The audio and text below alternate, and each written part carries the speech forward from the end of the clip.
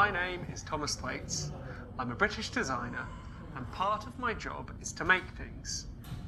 Some years ago, I became concerned that I'd not actually made anything completely myself.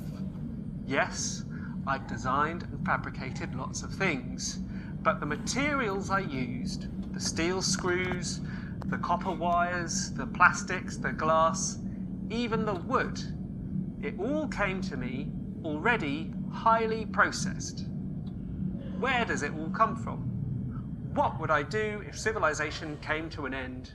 How would I make anything?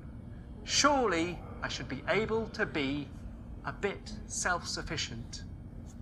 So, as a point of pride, I decided that in my life I would make one thing completely and utterly myself, starting from the very beginning, starting from the raw materials as they came out of the ground. And the object I decided to make was a cheap, simple, electric toaster. I began by buying the cheapest toaster I could find to reverse engineer it. But inside this toaster I bought for just about €5. There were about 400 different bits made of maybe 100 different materials. I had less than my entire life for this project, so I simplified things down to 5 key raw materials: steel, copper, nickel, mica, and plastic. To make steel, I began by travelling to an old mine and filled my suitcase with iron ore. Then I had to somehow extract the iron from the rock. So I built a furnace and spent about 15 hours attempting to smelt my iron. It didn't work. I realised I didn't have the skill or knowledge of an Iron Age man. So I ended up resorting to a more modern technique to extract my metal, involving some microwave ovens. To get copper, I went to Wales to what was once the largest copper mine in the world, now abandoned and flooded with acidic water containing dissolved copper. From a few gallons of this water, I was able to electroplate out enough copper to cast the pins of my electric plug. Mica is a mineral that's highly resistant to heat, which I needed to support the heating element I was going to make from my nickel and copper. To get it, I travelled to a remote abandoned quarry in the Highlands of Scotland and chipped some mica from the face of the rock.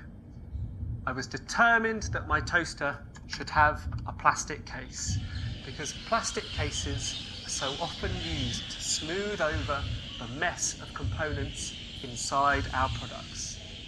Where does plastic come from? Oil.